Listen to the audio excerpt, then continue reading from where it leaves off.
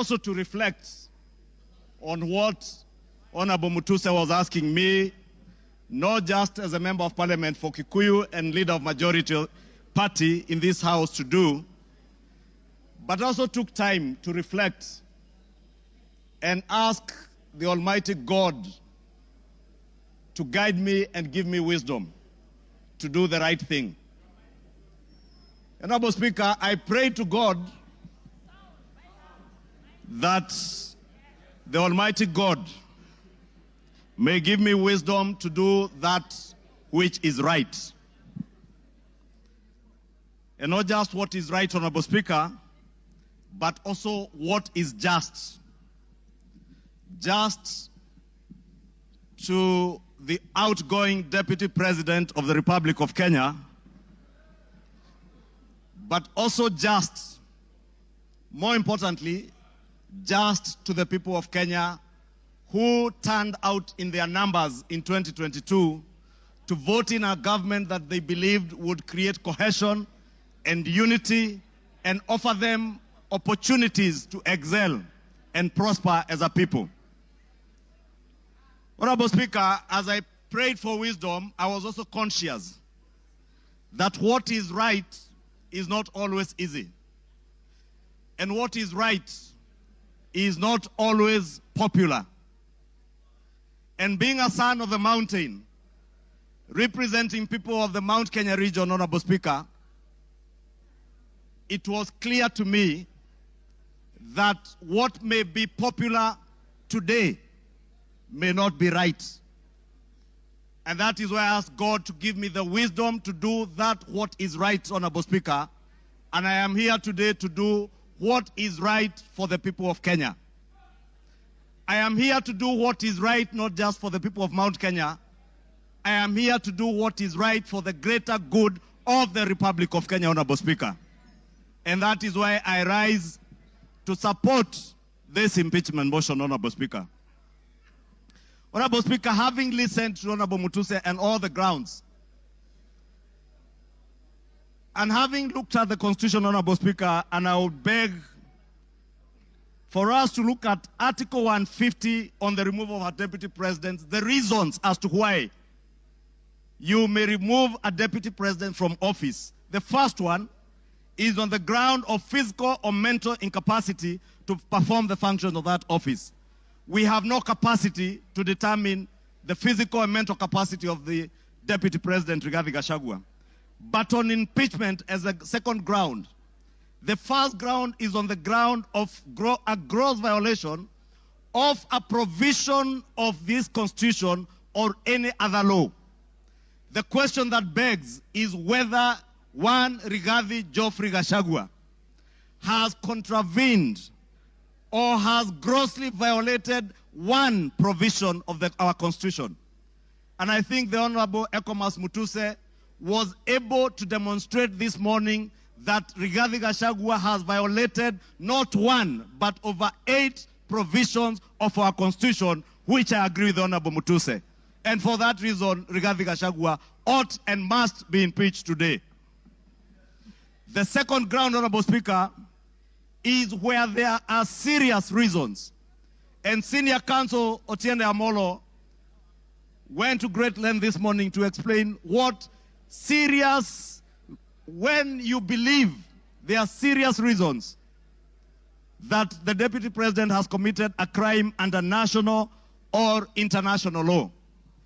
Honorable Speaker, behind the veneer of humility that you have seen here this evening, behind the veneer of humility that Kenyans saw on national TVs on Sunday, pretending to apologize, is a dark face of violence. Is a dark face, Honorable Speaker, that is a great danger to our nationhood, a great danger to the unity of our republic, Honorable Speaker, a danger to the cohesive existence of our nation as we see it today, Honorable Speaker. On the first ground, Honorable Speaker, on the remark of serikali ni kampuni, it pains me, Honorable Speaker, as I say, not just as leader of majority, but as a member of parliament of Kikuyu constituency, and also as a son of the mountain, where I come from. That, Honorable Speaker, today, the community I come from is being depicted as a community that is entitled and privileged. We are a community, Honorable Speaker, that has love for other Kenyans and other communities in our republic. We are a community that is known for our hard work and resilience, not for entitlement. We are a community that is peace-loving and that believes in the unity of one indivisible nation and Republic of Kenya. Rigathi Gachagua does not believe in an indivisible country. He believes in parochial, selfish, regional and sectarian interests. And for that reason, Honorable Speaker, we ought and we should impeach the Honorable Rigathi Gachagua. Honorable Speaker, we need to ask ourselves as Honorable Members of Parliament, who took an oath of office, Honorable Speaker, and we swore in the name of the Almighty God that we would obey, respect, uphold, protect, and defend this Constitution. And today, Honorable Speaker, what we are being asked to do is to recall those words of the oath of office that we all took either with the Bible or with the Holy Quran in our right hands, Honorable Speaker, that for a man who has grossly violated our Constitution, whether we will stand up today to be counted as protecting and defending this Constitution by sending home one Rigathi Gachagua, Honorable Speaker. I want to say I rise to the occasion today to do what is right and to reaffirm that oath that I took with the Bible in my right hand, to obey, to defend, and to protect this Constitution that we all sought to defend. And I call upon all of you, honorable members, to defend this Constitution. Honorable members, for Kenyans around the country who watched in disbelief as the Honorable Rigathi Gachagua went to great length, and the Honorable Otiende Amolo told us this morning, if you have to spend 2 hours on national TV to defend corruption and tell the world how you are not corrupt, you are definitely corrupt. Honorable Speaker, the Deputy President with his legal team submitted their defense late at 4 p.m. this afternoon, imagining that we will not have the time to go through this voluminous document. If you go through what Rigathi Gachagua was telling you here, on Olive Garden Hotel, he claims that this hotel was sold by executors to a third party. Honorable Speaker, if you peruse through the documents, the third party that is said to have bought this hotel, Honorable Speaker, and allow me, Honorable Speaker, first to tell you that the joint executors of the will of the late Governor Nderitu Gachagua were Rigathi Gachagua, Advocate Njoroge Regeru, and one Mr. Mwai, who was said to have been his great friend, Mwai Madhenge.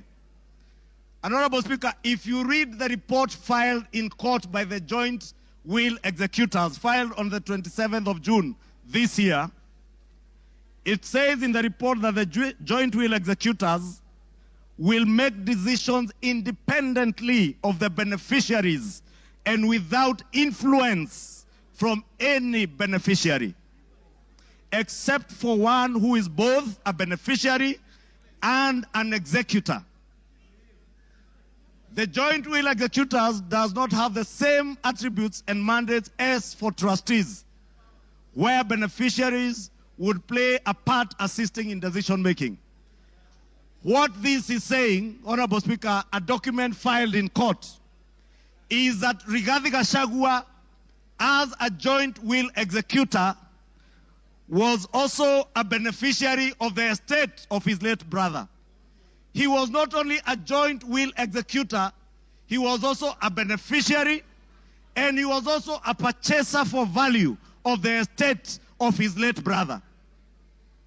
Olive Gardens is said to have been sold to one gentleman that many of us know, the Honorable Gishimu Githinji, the member for Gishugu, will tell you that the gentleman who is listed here as a purchaser for value for Olive Gardens, one Peterson Jomo Mushira, was a candidate in Gishugu constituency.